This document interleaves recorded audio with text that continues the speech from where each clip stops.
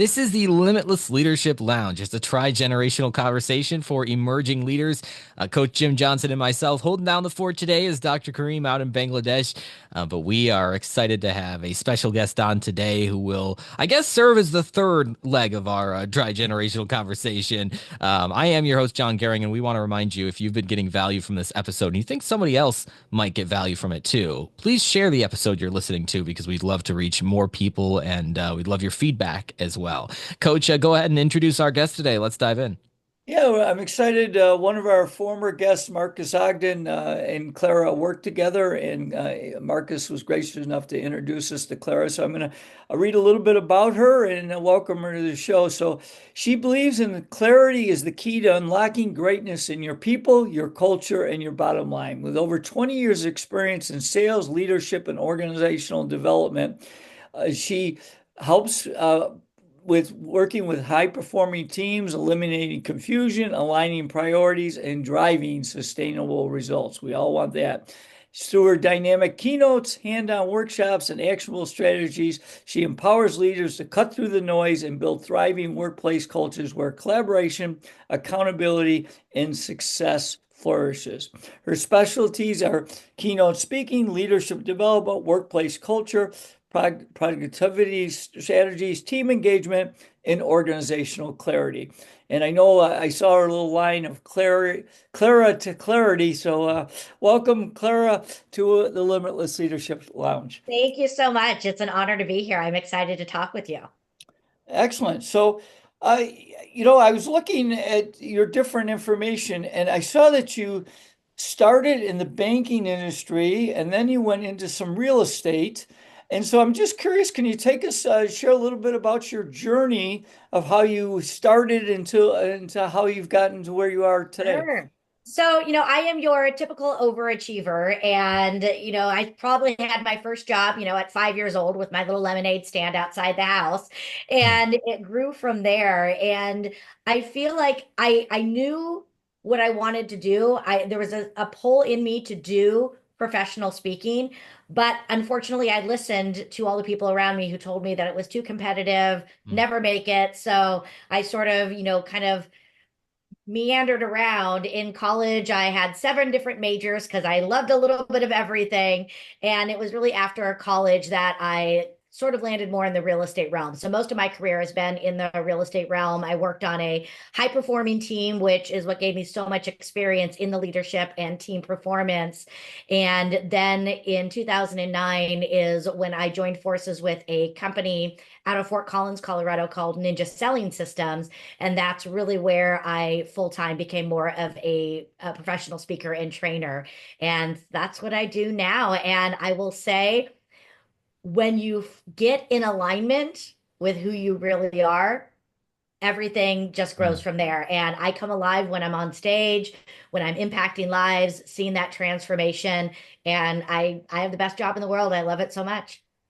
Wow. Seven different majors in college, Yep. huh? That's great. Yep, sociology, psychology, journalism. I finally landed on English and communications because I thought I would go to law school, and then I have my master's in organizational leadership and communications as well. But that's a powerful testament to how changing your mind isn't always a bad thing, right? And so, what would you tell a young leader who might be considering a shift but doesn't want to waste all of that time or what they consider a waste of all that time and energy that they put into it, but they still think that they haven't quite found their alignment? You just got to keep getting out there and trying. Life isn't a pretty little box. And unless you specifically know you want to be in a certain field like engineering or something, you got to try a little bit. And all of those majors, everything that I did, I learned some things on marketing. I learned some things on asking questions from the journalism. I learned about behavior from the psychology and sociology. So it's growth is never wasted. And everything you do is going to be part of your journey. It's going to be part of who you become. So lean into it, learn as much as you can, be a professional student of life or education, because it all comes into making you your unique self. I got to say, because you mentioned and you doing some things with journalism and communication, I kid leaders that you got to be the CQA, the chief question asker. So Yeah. with that in mind, if you're helping a young leader, one of the things I often see is when someone takes a leadership position, they feel like they've been promoted and they're the know-it-all. And what I try to teach them is you're not the know-it-all, and you got to get your team involved. Have you found some good questions you would recommend to a young leader that he or she could ask their team members to help build a better bond and get the most out of the team? Definitely. And I think there's actually two sides of it. It's not just being proficient in asking the questions. The second part of that is listening. And I think leaders really have to level up in their ability to listen as well.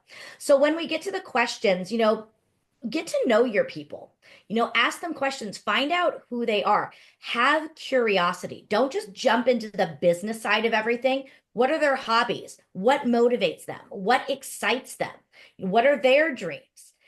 Getting them to think so that you can really understand, because as they talk, you're also going to learn things such as personality styles. You're going to learn what their learning modalities are, so that as you communicate down the road, you're going to be able to communicate using their language and their learning modalities to be able to have deeper level connections. You're going to learn what motivates them, so that as you give appreciation and recognition, you can do it in a way that's going to open them up.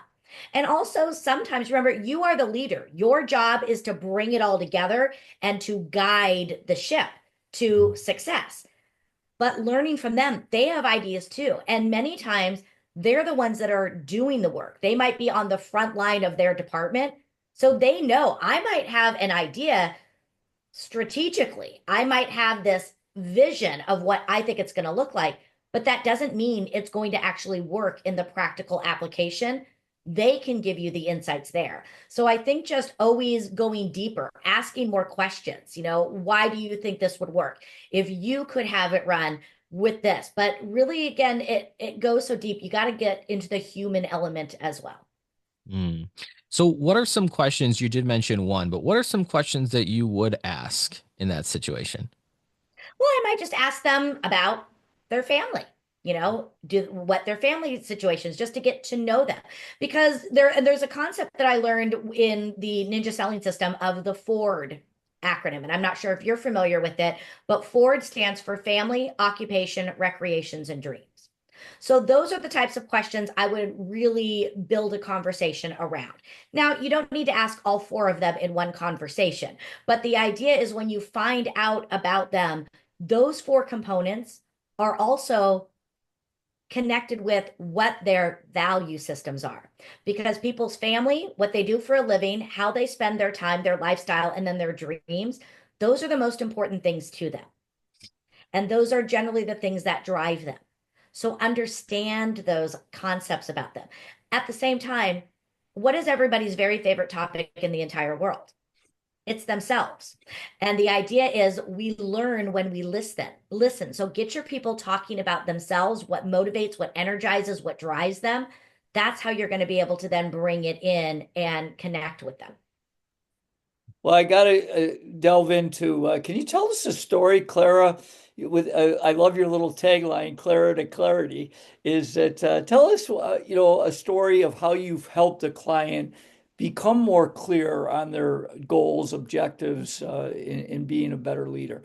Absolutely. Well, I just had one about 2 days ago. I was giving a talk in Denver, and the topic I was speaking on was controlling your time. And that's a big part of what I do in my Clarity Success Method. It's learning how to leverage time and changing your relationship with time, and understanding that it's not about spending time, it's about investing time. And I had several of the people come up to me afterwards, but one of the ladies in particular, she says, I felt you were speaking to me. I feel like I have been living like a hamster on a wheel. I feel like I have been so disconnected. by learning how to invest my time and by asking some of the simple questions, such as, if I choose to do this activity, what am I then choosing not to do? And having those types of checks and balances is really giving me clarity on what I should be investing my time in. What are the needle movers in my business? Because I had been investing so much time in the wrong aspects. So those are just, some of the things that I do is help them get their clarity on how it can all work together. And I do a lot with vision as well. It starts with vision. So asking them a lot of questions around where they want to be. What is their vision for their life and business? Because every decision they make has to be in alignment with, is this going to be bringing me closer to my vision? Hmm. What kind of challenges too do some entrepreneurs face when it comes to clarity? Is it more their why? Is it more some of the products and services? I know some entrepreneurs who are like, I don't really know what I offer. I just offer a little bit of everything. And so, what kinds of challenges do they face, and what kinds of things can they do to overcome those challenges and have more clarity in their business? Absolutely. And it's all of those things and more that you talked about. I think the first thing that they get confused on is their why, is their vision. And if we're not clear on that, how do we know where we want to go? And I know for myself personally, until I got really clear on what motivated me, what my why was, it was hard to be able to step into that truth each and every day. Now, the challenging thing about understanding the why is you also have to understand it can change. Hmm. My why today at 53 is very different than my why when I was 20. So, this is why you have to also revisit it on a regular basis because it is going to change. And I think sometimes that's what causes confusion is we're operating out of the same design from a why from 15 years ago. So, really understanding that. I think another big part, and this is something that causes so much struggle for entrepreneurs, it's who are they serving? It is the clarity of their target audience. And the reason this is so hard is we go into this because we want to serve. We want to serve and we want to help everyone. Well, the problem is when you're trying to help everyone, you really can't help anyone. And there's always this fight around, do I have to have a niche or do I expand it? And learning that you have to have the niche, that is what starts it. Get really clear and really focused on that target audience. You can still help the others, but your messaging, everything has to be really directed. And so I think that is one. And then once you get clarity on the vision and who you are working with, then you can start to build, where do I need to invest my time? How am I going to connect with them the right way? So bringing, a lot of those in. And I think another area that people are getting very confused and don't have clarity on is how they have to take care of themselves first. They try to be everything to everyone, and they buy into this concept that I have to be available all the time for my clients, especially in the beginning of their journey, because I might lose business. Well, people want to work with successful people. So the more available you are, it actually has the reverse effect and you become unavailable. So understanding that you have to be able to have boundaries. It is okay to say no, and really putting that structure in, because structure becomes freedom, because the things that get scheduled, the things that you make a priority, that is what opens up space for the right things. Yeah, it's interesting because John always knows this, like kid people in my leadership presentations. That one of my first questions always is, who's the first person you got to lead? And what I really encourage people is to get clarity. Your word, of course, is having a personal wellness plan and also an intentional growth plan. Now, through what I've been listening, it sounds like you're really big into your own personal growth. Can you share what you do to keep improving yourself? Absolutely. Yes. I love growing. Again, going back, I am a professional student of life. So I devote at least 1 hour a day towards personal development, whether that is reading, listening to podcasts, it could be, watching documentaries or whatever it is. But I look at, my goals and I go through and I make sure that I am always growing stronger in what I'm doing and So just what would making you it a encourage a young, I'm sorry, I apologize. What would you encourage a young leader? Because I think those are things when they take over, they forget about themselves yeah. and taking care of themselves, both mentally and physically. What would you share with a leader to help them be able to lead themselves better? Well, it all starts with scheduling and priorities because we make time for the things that are a priority. And so it's going back to mindset, it's shifting that mindset. And I think we've all heard the analogy of when you're on the plane, the oxygen mask come down, you got to put your oxygen mask on first. Well, I have a little bit of a twist to that. And if you think about the human body is filled with organs, and it is the role of the heart to pump blood, fresh oxygenated blood to all the organs so they can operate. What a lot of people don't think about, though, is that the first organ that the heart pumps blood to is itself. Because if the heart isn't fully oxygenated, it can't do its job. So, getting that analogy and understanding that if you truly want to give the best service to your clients, you have to do it internally first because you cannot give to them when you are depleted. So, it's understanding it is not about you. It is about the whole picture. And remembering that even as an entrepreneur, if it's just you, you are still an organization, even though it might be an organization of one. And Jim Collins would say this, an organization is only as strong as its weakest link. And often we are the weakest link because we're not taking care of our greatest asset, which is ourselves. So it all starts with when you plan your week. Most people go in and they schedule and they put their work in, and whatever time is left, they will fit themselves in, which we know rarely happens. You need to do the opposite. And so I tell people when you plan your schedule for the week, the first thing that goes in there is your life. It is time for yourself, time for your loved ones, time for energizing yourself. Your work goes in after that. And when you schedule these appointments for yourself, they are priorities and they are appointments. So for me, and I'll just give you an example, one of my things is Pilates. I love going to my Pilates class. It makes me strong because as a speaker, I cannot do what I do if I'm sick, if I'm injured. So I have to work out in order to be able to do my job because many times the show revolves around me. So I have to be there and give my best. So I have a Pilates class on Fridays at 10:30. So we'll just call it from 10 to 12. That is in my calendar as an appointment. And if somebody comes to me and says, hey, we would love to have you speak on Friday at 11 a.m., my first response is always, I would love to do that. However, I have a previously set commitment. I am available at 9 a.m. or at 12 p.m. Would either of those work for you? If they come back and say, no, we have whatever it is, I then have to do my checks and balances. Does this make good business sense? If it makes good business sense, if it's okay on my terms, then I can alter it and go to a different Pilates class, but I get to make the decision. So you have to, again, understand that these have to be priorities because I can miss a Pilates class, but I can't miss 7 of them. So you have to start getting really clear. All of these things are about filling yourself up because pretty soon you're going to start to have regret. Not only could you have the health issues, but you say no to your family, your significant others too many times, someone else is going to say yes to them. So you got to take care of those things because, again, going back to what we talked about, Ford, family, occupation, recreations, and dreams. Those are the things that are most important to us. So we have to make sure that we're making those a priority.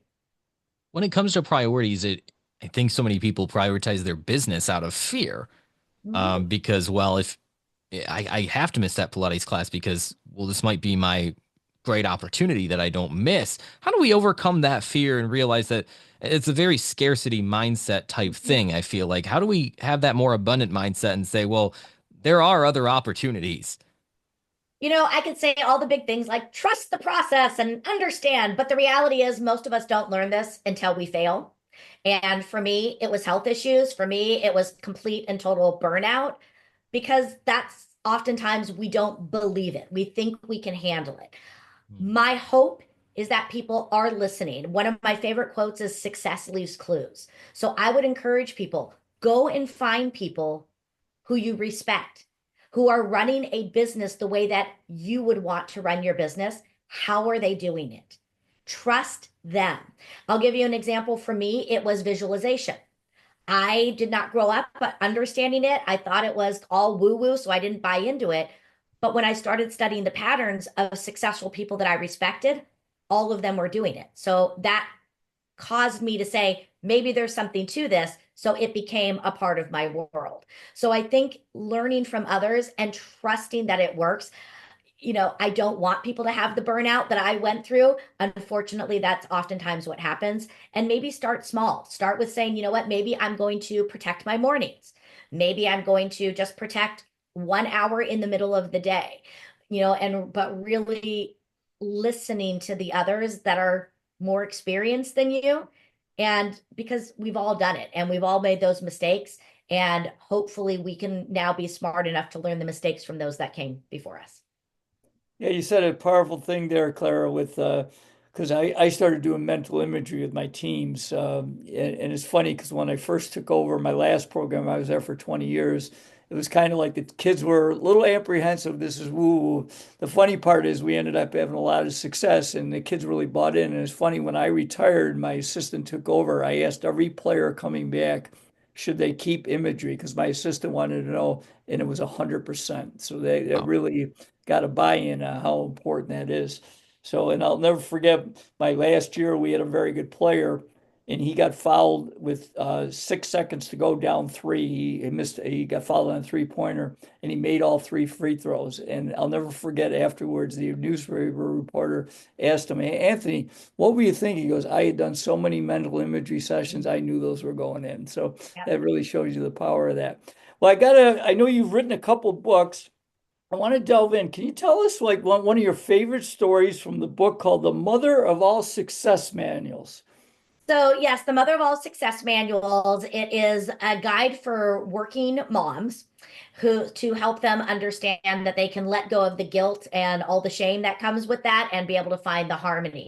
So it really is my story. It is my story of going through that burnout. So, so I would say the whole story is my favorite story because it's about me. But I think it's the understanding, when I went to write this book, and this is in there, when I went to write this book, my son was 16 at the time. And I remember sitting down with him, asking him, so I'm writing this book. Tell me, in your opinion, what makes a great mom? And his response was, someone that listens to me, someone that encourages me in my dreams. It wasn't someone that has yummy food on the table, someone that picks me up on time.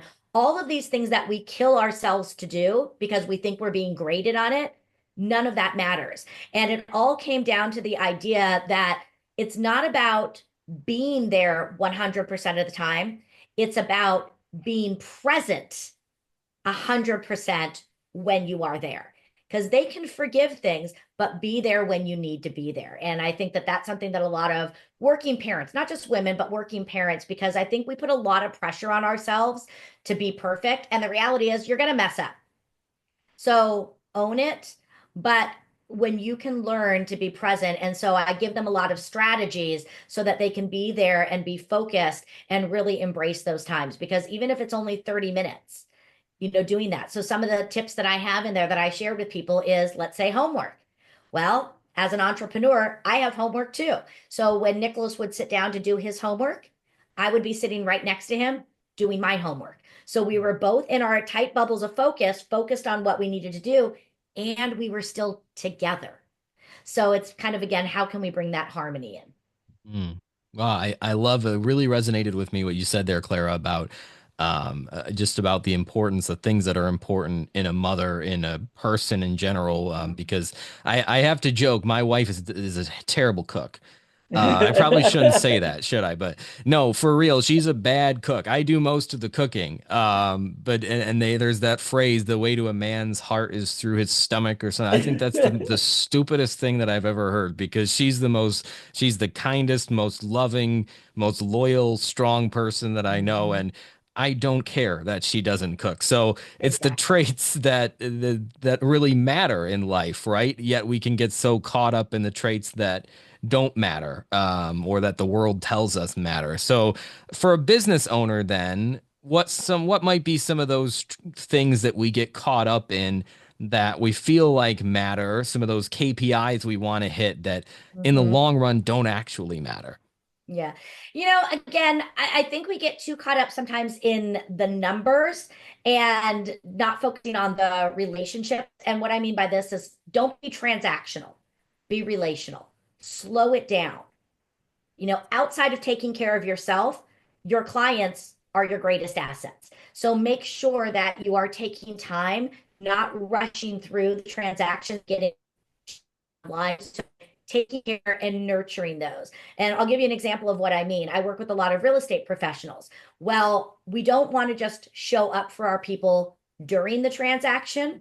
We need to also show up for them between the transactions. So accountants, don't just see your people on tax day. How are you connecting with them?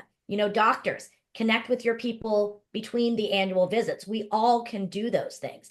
I think another big mistake is we focus on the end result, the paycheck. What we need to focus on is what brings us the paycheck. So building our days around the activities. What are the needle movers? So for me, the end result is a speaking gig. I can't just focus on the speaking gig. I have to focus on what is going to create that. So my week, my days are centered around the reach outs, the follow ups, anything that I'm doing to generate an opportunity to talk with someone that can lead to it. Because if I do the right activities, the results take care of themselves. So I think those would be two things to really focus most of your time and your energy on. Sales is so important in a leader that they have to sell not only themselves, but, probably a product or service. Can you give us some tips for the listeners if you're a leader on how to be a better salesperson of yourself, first of all, and then, selling whatever it is, whether it's a product or service? Absolutely. And this is something that I learned early on in my career, and it changed everything. It is one little word: value. You need to understand the value you are bringing to your client.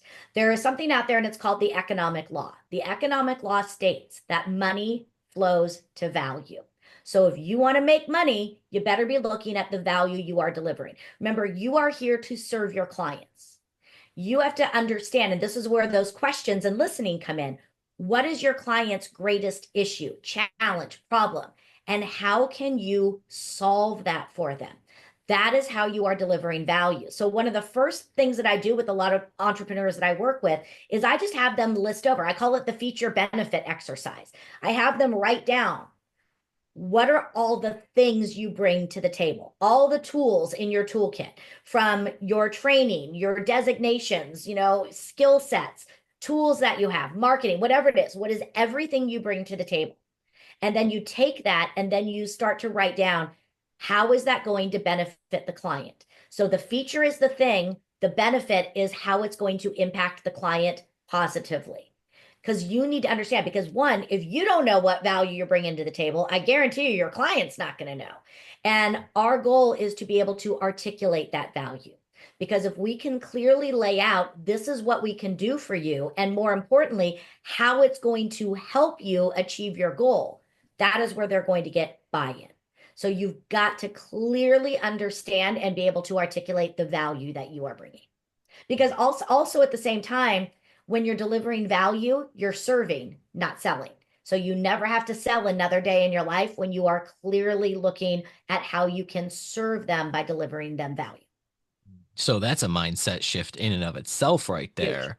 Mm-hmm. And traditionally speaking, we have sales professionals, sales coaches, business coaches, everybody who talks about sales, but it sounds like clarity can sometimes take the place of sales. Is that what you're saying? Well, exactly. And so, just since we're here, I'll just say I've created the Clarity Success Method.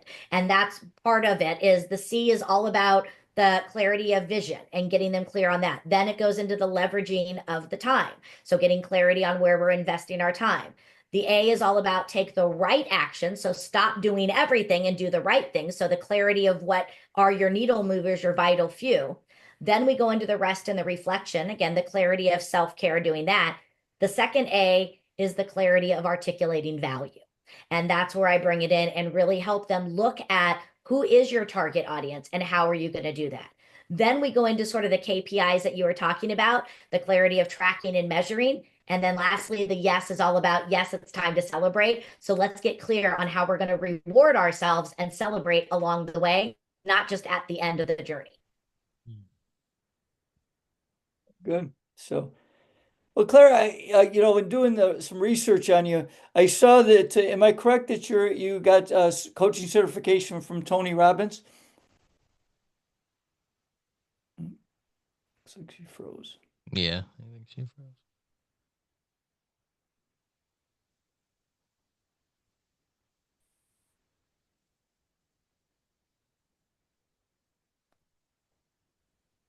Am I there? Can you hear me? Oh, yep, Yeah, you're back. yeah, you just came Oh, back. You sorry about froze. that. You froze for I don't know, 10 seconds or Oh, so. okay. So Yeah. yes, I have three coaching certifications. The Tony Robbins is the Robbins Madden. Then I have integrity selling, and then I also have the ninja selling systems. And what would you, if you were to advise someone coming into leadership, which certification would you recommend they look at first? Well, I mean, it really depends. They all bring very different things. The Ninja Selling is certification on that specific program, so it helps me to coach people who run that program. The Tony Robbins really gave me more of the human side and the mindset. Going through one of the most powerful things I took away from his is the six basic human needs and making sure that we're fulfilling all of our needs so that we can act in harmony. And then with the integrity selling, I think that was really what taught me about the power of the questions and the listening. So I think, again, looking at who is it you want to become? What is the type of leader you want to be? Because I think there are so many values, and I would seek out the ones that are really going to help you in that realm. Hey, Clara, we have this idea in our society for some reason that entrepreneurs are more often than not men, and I know you do a lot with women who are business owners and entrepreneurs. Talk a little bit about some of those challenges, or if there are additional challenges as a woman going into business in the area of entrepreneurship, which seems so biased towards men in some ways. And I will say on many levels, it's not different. It's unique to each situation. They both have issues with time. It's just why do they have issues with time? And no shade on men. I love men. My ex-husband is an amazing man, an amazing father. But the reality is if you have kids, 99% of the time it falls on the mom. If the kid is at school and they get sick, they almost always call mom first. So it's just a little bit different of a layer. It's not that the men are not willing to help out. It's just how society is. I think for women, for so many years, there were so few seats at the table that they had to fight and claw to get there. So it became very territorial. I think that is changing, and I think it is becoming more abundant. And I think more women are starting to open the door for each other, whereas that wasn't the case because we had to fight for our place and our voice. I think women, again, it's a cultural thing. We take a little bit more time. We're a little bit more, I'll use the word thoughtful, and that we think a little bit more. I do think generally we have a little bit higher empathy. So I think those can bring some things in where we tend to, again, think about things, we process things, we try to maybe look at the whole picture first. So I think, that could slow down. I think people think women are emotional. I don't think emotion's a bad thing. And I think there's a lot of men out there that are doing that. I think men have had to taper their emotional side, their empathy side, whereas now they're being more encouraged to do that. So I don't think it's necessarily different. I think just everybody, has to look at it for what's going to be best for them. Just have to be bold. They have to learn for what.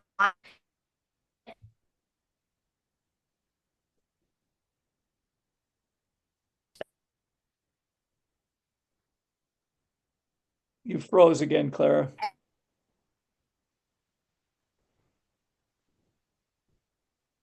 There.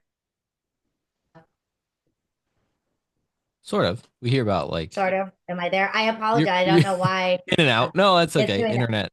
Yeah. But emotional intelligence is a huge factor that relates to success. So going back to the coaching certifications, I would encourage every leader to look into growing their skill set around emotional intelligence. Very good. So how about speaking of working women, am I correct? Is it a podcast called Women Winning Their Way? Yes, so it's a podcast and streaming TV show, so it's also on YouTube. And so Okay. I highlight women talking about how we can break through all the noise of cultural boundaries, family boundaries, and create a path to success all on our terms. And then I am getting ready to launch a new podcast in April, and it's going to be called Clarity in Action. And that is where I will interview all people, and it's all about changing perceptions so that we can really create direct action. Because when we're confused, we don't take action. And could you tell us maybe a guest you've had on your podcast that, a story of something you really thought was powerful that you learned from them? Absolutely. So I had one of my guests, and she was one of my early guests, and her concept was 20 seconds of courage. And she says, Hmm. no matter what you're doing, no matter what you're facing, all you need is 20 seconds of courage. And it reminds me very similar to Mel Robbins and the 5 second rule of just kind of, again, leaning into it and taking it. I will say one of my most favorite interviews, though, was my very first one where I interviewed my mom and Uh-huh. talking about a woman. And John, your wife can appreciate this. So my mother did not know how to cook when she got married at all. She could not even make Jello. And she is one of the brightest people out there. And she really, could have been an aeronautical engineer, that she had that mindset. Growing up though in the 50s and 60s, it was tapered. And so being able to talk about, this woman and how she was able to maneuver, because she went into her home ec class in middle school and told the teacher, I don't need to learn any of this stuff because I'm going to be a career woman. So, just kind of talking about how it's innately in me too, I think. But we can create a path that works for us. Hey, Claire, I love that. I love that, by the way. That's such a cool story. You talk in your book, Find Your Focus on, we mentioned it briefly before, but one of the things I know you talk about is those limiting beliefs that we have. And this Mhm. is something that I think all entrepreneurs, certainly women sometimes, but all of us can benefit from hearing about. So, what are some of the limiting beliefs with people that you've worked with, and how are we able to overcome those as business owners? Absolutely. So I would say a big one that people have is going back to something you said earlier, it's a scarcity mindset. There's a finite opportunity. And so I think changing that to say, there is enough. There is enough for all of us out there. So I think just saying, I don't need to reach everyone. I only need to reach 20, 30, and working with that. So I think that is a limiting belief. I think the limiting belief of selling, and we've covered this earlier about the idea of serving over selling. So I think that is what I think a limiting belief again is the idea that we have to serve everyone and really bringing it down to the niche that we have. I think a big one is worthiness. Hmm. Nobody's going to want to hear from me. Who would want to buy from me? Why would they want my product? And so this is where you have to believe in yourself. I remember I was listening to an interview with Barbara Corcoran. She's on Shark Tank and all of those things. And being that she was a real estate titan in New York City, she was often competing with Donald Trump. And she talked about a story of how she was going in for a presentation, a consultation, and her initial thought was, they're never going to go with me. And then she stopped and she says, you know what? I have just as much right to be here as anyone else. And she went in there and she got it. So I think just understanding, remember, if you're coming from value, you're not selling, and you have just as much right to earn your seat at the table. So go for it. So I think just again, getting out of your own way. And the more that you can tap into your vision, the more that you can tap into the value that you bring, that's going to give you the clarity and the confidence you need. Hmm. Well, I know you've talked so much about, developing yourself and personal growth. So if you were to recommend to a young leader one or two books Ah. to get them off to a good start, what would they be? So, first book I would read is called The Go-Giver by Bob Berg. I love that. And he talks about the idea of value, and he has what he calls 5 stratospheric laws, and it's all about learn to come from value. So I think that would be a great book. Another one would be either The Compound Effect by Darren Hardy or The Slight Edge by Jeff Olson. They're basically the same book, just two different formats on those. So I love both of those. So I think those would be powerful. Depending on, leadership, other great people. Patrick Lencioni, anything by him for leadership, or John Maxwell is also fantastic. Yeah, we actually had Bob Berg on the podcast. He was a really good Yeah, guest. he's So an amazing man. yeah, Fantastic. Yes, I love Maxwell's work too. That's such a Mhm. yeah, good thing too, especially if you're going into speaking, right? Because he's definitely somebody who talks a lot about the power of storytelling, which is one thing that I want to ask you, Clara, too, because you, as a speaker, I'm sure know the power of storytelling. And for some of us, maybe it comes naturally, but for some of us, we actually have to work on that and Mhm. practice being a more engaging storyteller. Is there anything that you do to work on your storytelling to make sure that you're the most dynamic speaker that you possibly can be? You know, the idea is a picture's worth 1,000 words, and that's kind of what storytelling is. It creates that visual. So I think for me, I started with myself, and I think there is power in vulnerability. And so a lot of what I do and a lot of the stories come from me because I want people to know I've been where you are. I know exactly what you're going through because I've been there myself. And I think it makes me connected to them. They start to see me as being human. And I think it's a really strong way to bond with them. So be open to sharing stories of yourself. I do think you also have to then have transformational stories of people that you've worked with to illustrate how it happens. So I think bringing in a mix of those, the best thing you can do to prepare though is understand who's going to be in the audience. Hmm. Because the stories that I use talking at a women's event is going to be different than one that I speak to at one that has all genders. The stories that I use to talk to someone in real estate could be very different than the ones I'm using to talk to people in healthcare. So really looking, going back to who is your target audience, what are the biggest challenges they have, and make sure that your stories are going to connect with them, whether it's their age, demographic, location, all of those. excellent. Well, I know we're getting close to wrapping up here. So, my final question, Clara, first of all, I'm very grateful to have you on the podcast. We really appreciate your great insights. Uh, so, my last question for you, and then I know John will probably have a question or two and wrap up here, is that if you're working with a person that's getting out in the world, whether they graduate from high school and they just want to get right in the working world, or they went to college and now they're in the working, what would be a slash life piece of advice? And I'm going to augment that by saying, and if that person wants to eventually get into a leadership position, what it add to that advice a little bit? Yeah. I would say grow yourself. Read, listen to podcasts. Again, go back to who is it you want to become and learn from others. Life is hard enough as it is, and there have been so many great people before us. Don't try to reinvent the wheel. Look at the other wheels, take them all in. I was just talking about this with my son because he is an entrepreneur and he's looking at starting his own business. And that's what I told him. I was like, go and find and take a little bit from each person that's out there to craft and to find yourself. I also would say a second piece, just tailoring this, is lean into who you are. You are enough. You are perfect the way you are. Don't push yourself. I was one of those people being the high achiever. I got through a 5-year degree. I had 2 degrees in 4 years. I constantly did it. I didn't let myself enjoy the journey as much. Mm. Live your life, embrace it. Don't be so quick to rush into adulthood. Mm-hmm. I don't know. That's just phenomenal advice. And it's especially coming from someone who's been very successful yourself. Some people think that they have to sacrifice any sort of fun or life balance for their business, for their high achieving mentality. Finally, Clara, I know you mentioned your son. I know you really care a lot about your work, about helping your clients, and about your speaking.